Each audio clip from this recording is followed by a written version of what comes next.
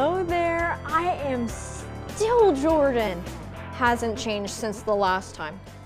Jay, be polite. You have 3 live viewers right now. You should be making a good impression on your live audience. Well, if they have been watching the previous ones, they would know who I am right now, and we could write it out of the script completely. Be nice, Jordy. Look, I'll just get out of your hair so you can continue on with the show. Anyways, thank you to all of our loyal viewers who have been with us from the start. This will be our final episode of the show. Hopefully by the end of it, I can find my part-time calling. Oh. Ranger Joe, is that you? I used to watch you and Ranger Ted on TV. Hi, Jordyn. Yeah, your mom gave me a call. She said you needed some help with earning your part-time badge. Great. Here's what a day in the life of a park ranger would look like.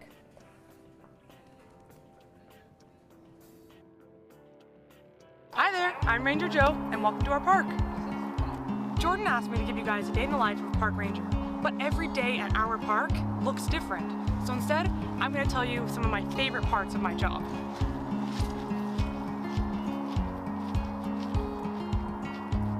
I've been in parks for about 4 years now. I originally started at Bronny Creek Provincial Park in Oakville, Ontario with Ontario Parks. That is forever my home park, love that one. And I started as a student for one of their special events for the Maple Syrup Festival, and I just returned every summer after that to be a Discovery Ranger. And now I'm here at our park as Ranger Joe. Here at our park, you'll see we have a few different bird feeders around. That's for us park rangers to fill up and give to the birds, not for the visitors. Animals in the wild have very specific diets, so we want to make sure we're only ever feeding them things that they're allowed to eat. That's why we ask visitors like yourselves not to feed any of the animals here at our park. A lot of people ask me, what's a day in the life of a park ranger? I kind of hate that question though, because every day looks different than the day before.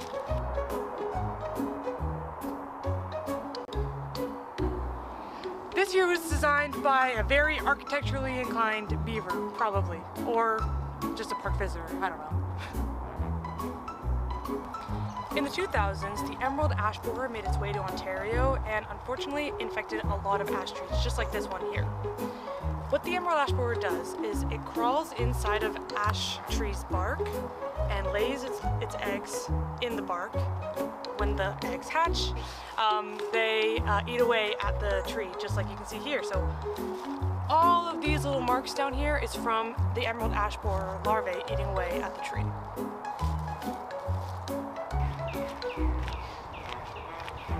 Did you notice how white-tailed deer always have their tails lifted up and you just see that white part? That's actually a warning sign letting you know that they can see you.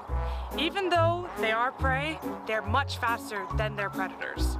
They have that warning sign to tell their predators, you can chase after me all you want, but you're not gonna catch up. I'm much faster than you. What he was doing back there was just telling me that he knew I was there and I wasn't gonna have any chance of getting him. There's a lot of different things about this job that I love.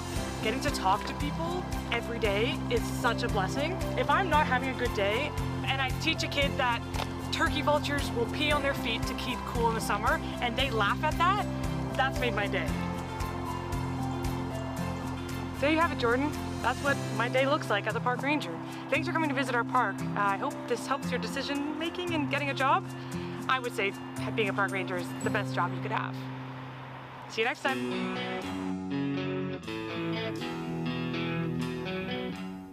Thank you for having me on Build Your Skills. This is my first time here. Jordyn, I know you've been here a couple of times now. Not my first rodeo. Not your first rodeo. We're also going to welcome in a special guest, Lily Cook. You can come join us over here.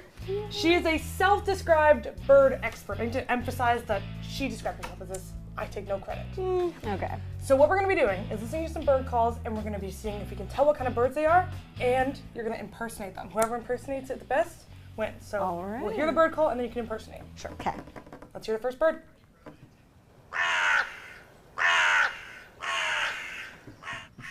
Okay. Okay. Ah, Okay. Oh, I was thinking more like a How's that? Yeah. Was that good? Yes. Was that good? I think Do you guys that know what was type of bird it was? I think I know. Jordyn, do you want to go? It was a bird, all right. I'm thinking it's a crow. I think you're right. Let's hear our next bird.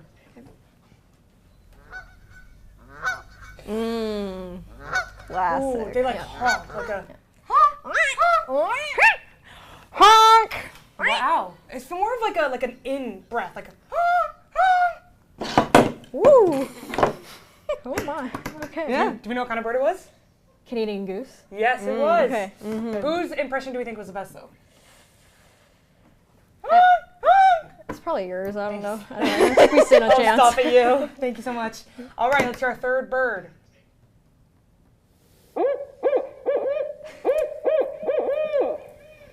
Okay, it's like a Okay. bird DJ. Wait, can we hear that one again? I like that beat.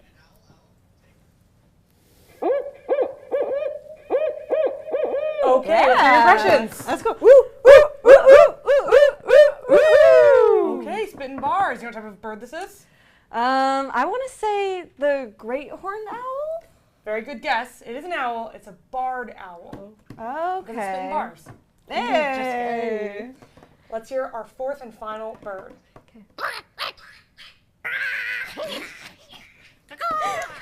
Huh, Yeah. that's it. Let's okay. Hear impressions.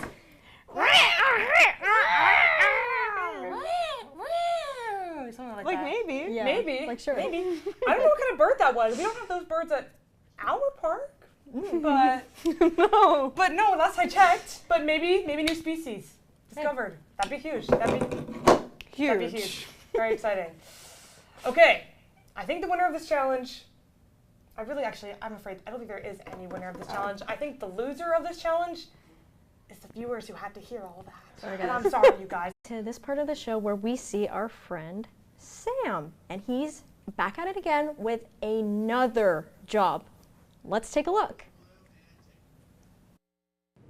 Hello everyone, this is Sam, and for the last time this season, I'll be answering some of your questions and curiosities, as a city worker or park ranger you could say. So save your tears, as this won't be the last time you see me. And I'm sure that every time you apply for a job, my memory will haunt you.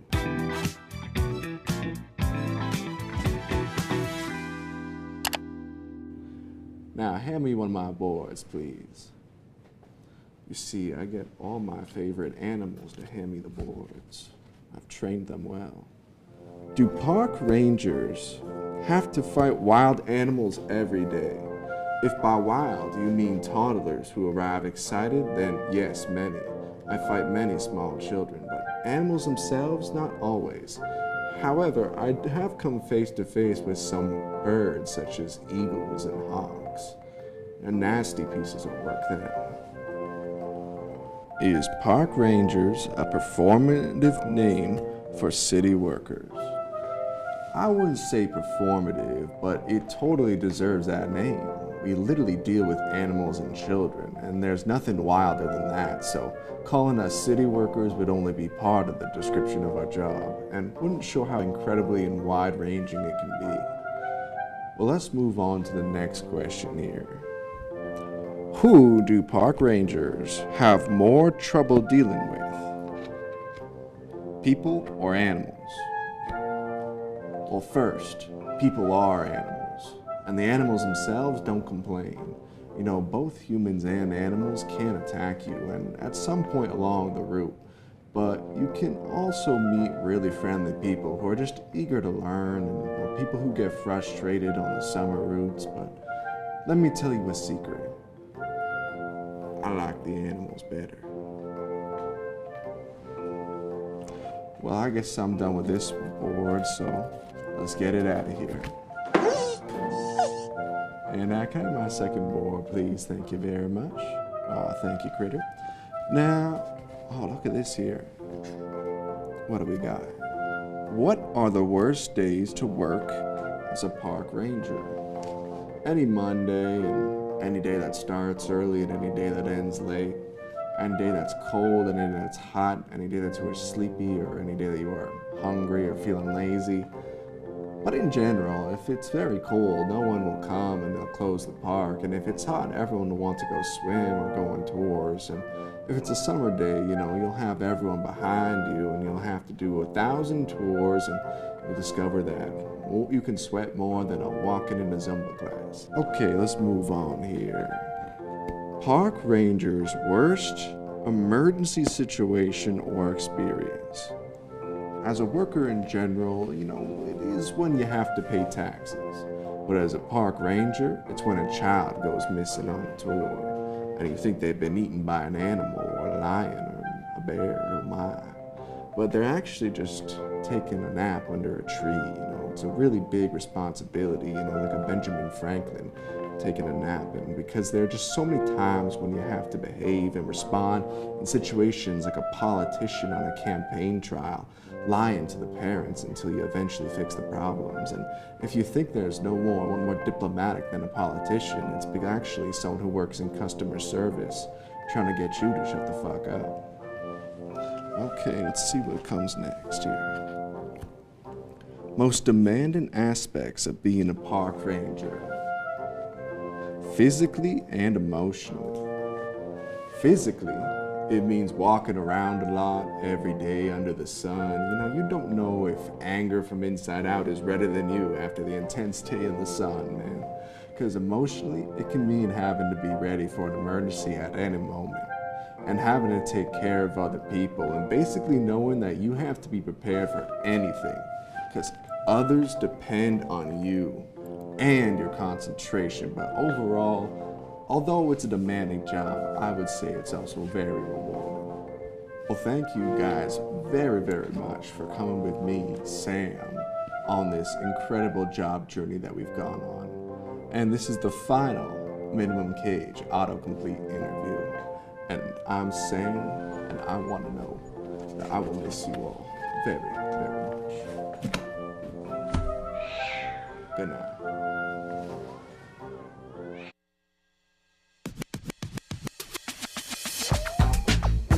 All right, it's the time for this part of the show where we discuss the highs and the lows of the weekly chosen job. So, Joe, do you think this job is really worth the minimum wage? For me personally, I would say yes. This is one of the best jobs I've ever had. I don't know, I can't, you know, I'm not gonna let Sam speak on behalf of all park rangers. Has anyone checked his credentials? Because being a park ranger is awesome. It's so much fun. You get to spend a lot of time outdoors. You get to teach visitors about the outdoors, and yeah, especially with young kids, getting to teach them how to spend time outside and why nature is so important is really fun. Wow. Well, could you give us some cons of being a park ranger? Well, here in Ontario, the winters are pretty long, and no matter what the weather, if you have a program scheduled, you're doing it. So if you have a guided hike for 2 o'clock, if it starts raining at 1:30, you're still going on your guided walk as long as people show up. Another thing that is sometimes difficult to deal with is that as a park ranger, you're always talking to people, and it can get a little bit tiring sometimes. So even if you're not having your best day, you still have to put on a smiling face and talk to the people at the park. Wow. Now, how about some more positives? Yeah, I could speak for the positives forever, honestly. Working at the park has taught me a lot about leadership. It's taught me about who I am as a person and kind of where my priorities stand. If it weren't for the park, I don't know where I would be right now. I love working at the park, and I mean that with my chest. It's changed my entire life. Wow, that sounds really nice. It seems like you're really passionate about the job, and it's giving me a lot to think about. Any words of final advice for anybody who's looking to find a job as a park ranger? Well, I would suggest looking at parks that are in your area, or if you want to go to more northern parks, some of them have staff housing and you can apply to live and work at a park. If you like the outdoors and you like teaching people about the outdoors, I would definitely suggest at least applying. It's the best job ever. I might be a little bit biased, but I have a lot of fun, and I've met some of the best people I've ever known there too. So, all right. Never a dull moment too. Never boring. Well, thank you so much for all the information, and thank you for joining us today. Thank you for having me, and good luck. Thanks. All right, since this is our final episode, we have a very special segment coming up called Memory Walk, where I'll be taking a look at some mementos that I've collected all over the course of the show.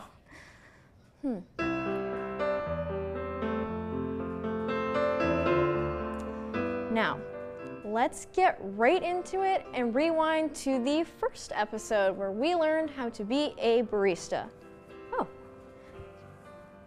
Oh, there we go. It's the mug, wow.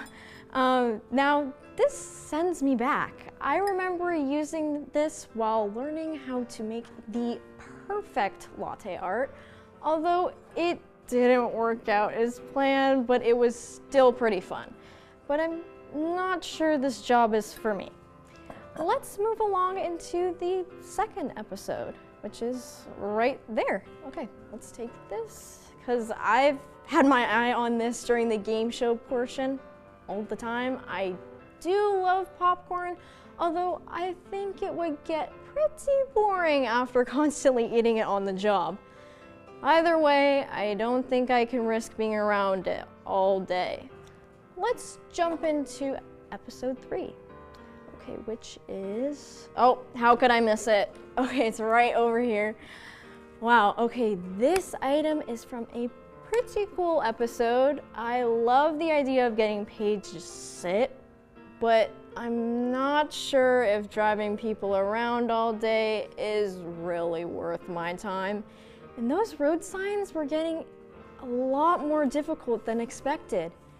Okay, let's move on to the next episode, which is, oh, okay. This one gives me some slight trauma from the specific game segment. I never thought a shirt could be so hard to fold. Being a retail worker may be harder than I thought. Okay, let's move on to episode 5. Okay, right here. Wow, how beautiful. Well, now I'm craving pancakes. This brings me back to the food frenzy game. Working in the food industry is not for the weak, and I think it's above my skill level. Okay, on to the last and final episode. Oh, just over here. Okay, this is so cute. All right, although this bird is cute though, I still have a headache from our bird calling challenge earlier. It was definitely fun to see how different species called to each other, but the job itself seems a little too action-packed for me. I prefer sitting down next to a show instead.